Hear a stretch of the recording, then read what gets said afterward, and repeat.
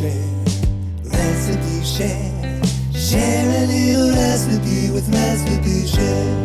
Recipe Share, Recipe Share. Share a little recipe with Recipe Share. Thank you for joining us for this week's episode of Recipe Share, a program on AADL TV, where we take a few minutes to share recipes in a featured category.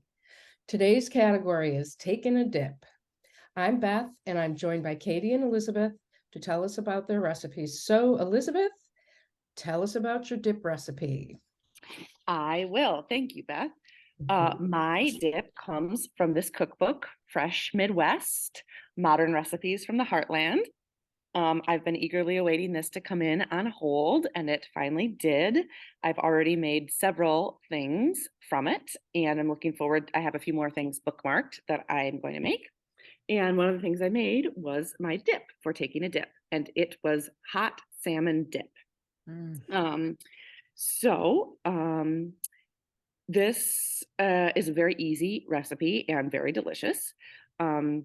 Basically, you start by preheating the oven to 375, and this is kind of funny. It calls for a 2-cup baking dish, which I did not have. But it says you could also use ramekins, so I used a couple of those. It was fine. And then you combine 8 ounces of cream cheese that's at room temperature, a half a cup of sour cream, a half a cup of grated mozzarella, a half a cup of minced shallots, a tablespoon of lemon juice, half teaspoon of kosher salt, a quarter teaspoon ground pepper. I don't measure these things. I just, throw it in there.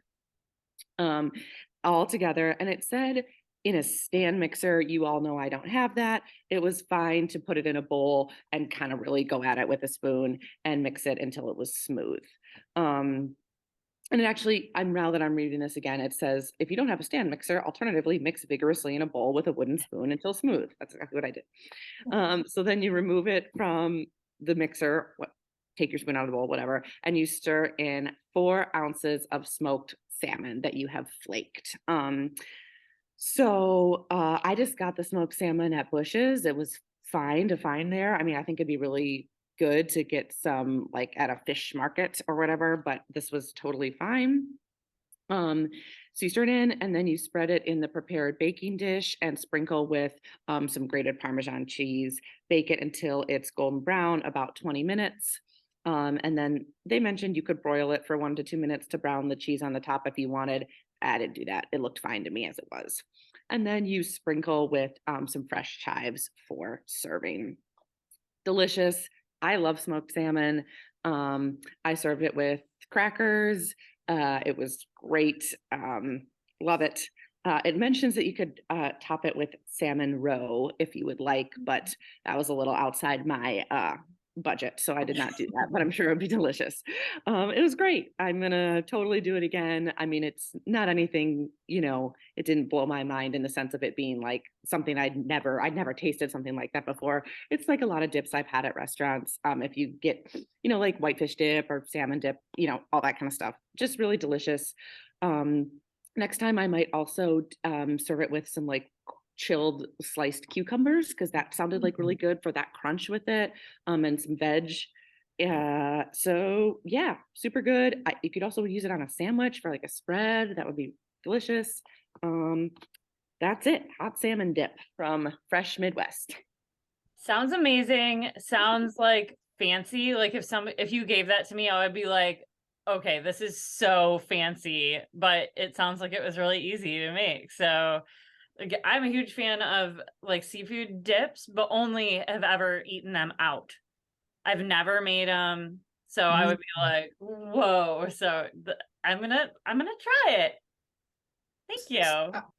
Yeah, I love dip. I love cream cheese. I love salmon. Lemons. It was smoked salmon like lox style? Yeah, so I'm glad you asked about that, because this actually called for hot smoked salmon, and like I didn't really understand if that was a different thing. Oh, I bet. But I just got smoked salmon that you would like maybe like put on a bagel, and that was okay. fine. So yes, that's what I could find. And this book is like very focused on like Norwegian recipes. So I think that, that was a different thing, but it worked fine. It tasted great. And like I think you could kind of mess with the specific type of smoked salmon you used and it would all work. So Sounds super yummy. yeah, it was good. Oh, one other final comment is it only called for a tablespoon of fresh lemon juice, and I would do a bit more because I thought that tang was very good, and it could have used more of it. So that would be my tip. Okay, Katie, tell us about your dip. Okay. So the recipe that I'm sharing today is called Sicilian lamb meatballs with whipped feta dip. And it's kind of like a combination of a bunch of different things that I kind of all brought together. So the first was I really wanted to do a whipped feta dip. Seen a bunch of different recipes for that in books and online, and I never tried it, but they're all kind of different. So what I ended up doing was making a recipe that was convenient so that it was like the portions of things that I could buy at the store, and it worked great. So 6 ounces of crumbled feta cheese is like the container of feta cheese that you get. And then 6 tablespoons of Greek yogurt is like one of those individual containers of yogurt, right? So that was really convenient. And then you add a half a tablespoon of oil, olive oil, put it all in a blender and just blend it till it's smooth. You might need to scrape the sides down a little bit while you're doing it, but once you get it really smooth, you just put it in a bowl and you drizzle the top with olive oil and shake some red pepper flakes on top. The first time I made this, I just sliced up some cucumbers and toasted some baguettes. I've got a picture of that. I sent this picture to my husband and he was like, what is that dip? It looks amazing. And it really does. It's so simple, but it looks so pretty. So that was cool. So I decided to make it again. We were going up north and I wanted something a little bit more substantial to serve with it. So I found this recipe for Sicilian lamb meatballs. The recipe is from Carapelli olive oil, and it's just very simple. It's ground lamb, olive oil, panko breadcrumbs. The special ingredient, though, is pine nuts, and then an egg, salt, and pepper. You mix those all together, and this was so great because you just make your little individual meatballs, and I put them in a Tupperware, put that in a cooler, hauled it up north, and you just pop them in the oven whenever you're ready. Your dip's already made. It was like the easiest dinner I've ever made up there. So I will be doing this again and again and again. Plus, these meatballs were so tasty. I loved the lamb pine nut combination. It was so good. And then with the dipping them in this feta dip, I feel like we just went to heaven with this recipe. It was so delicious. You guys have to try it. I loved every bit of it. That sounds yummy. So do you chop the pine nuts or keep them whole? Whole. Sounds It sounds so good. My mouth is watering. I love whipped feta dip. I order it all the time when I see it on a menu, and I guess it makes sense that it would be super easy to make. It's not really complicated, and it's so versatile. I love, like, I wouldn't have thought of putting it on meatballs, but of course it would be delicious. So yes, it was. And please try it. Okay, so I have been waiting for this moment. We have our dip queen with us. What did you choose to share with us? Oh my God, you guys. So thank you for bestowing the honor to me that I've managed to achieve as dip queen. Before I was a dip queen, I was a little girl, and my parents used to have these holiday parties, and my mom would make a bunch of hors d'oeuvres, and I would help her. And so like I used to make this dip all the time. And then I realized I haven't made it in probably 20 years. Maybe I have, but so I couldn't remember the ratio, so I had to play with it. But it's called a green chili cheese dip. It is super simple. It has 3 ingredients. It calls for 2 pounds of shredded cheddar cheese. Now, back in the day, she would buy the shredded cheese and make it extra easy. 4 beaten eggs, and 2 cans of mild green chilies. And you mix all that together and put it in a, well, like I use a souffle pan, so you need it a little bigger than, because it puffs up, because it's almost like a cheese souffle. Anyway, so you bake it for 40 minutes. I believe I did bake it at 350. I really, like I said, I couldn't remember the actual recipe. But it took about 40 minutes. You kind of stick a knife in there. If it comes out, clean, you can tell when it puffs up and browns. And then we historically used Triscuit crackers for this. And just out of habit, I got those again. And back then there was only one flavor of Triscuits, but so I got the original flavor, and it's really yummy, you guys. It's again super simple. You just need the time to bake it. And then another really cool thing about this is, so when my mom would have her parties, she would put it on a hot plate to keep it warm.